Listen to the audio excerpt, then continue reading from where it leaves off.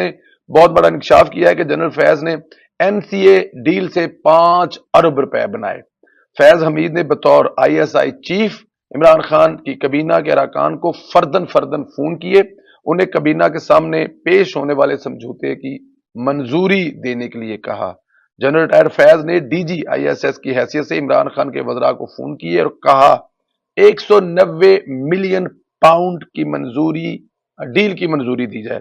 اس نے سینئر وزراء کو خود فون کیے اور جو میرے جیسے مطلب تھوڑے بہت تھلے والے سمجھ گئے ہو نا، ان کو اپنے سٹاف سے ہی ہینڈل کروا لیا تھا۔ فیصل واڈا نے انکشاف کیا ہے کہ فیض حمید کی غلط کاریوں کی طویل فہرست ہے۔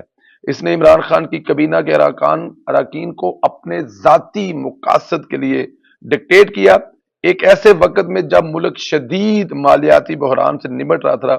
اس نے وفاقی کابینہ کو منظور کیا کہ وہ چکوال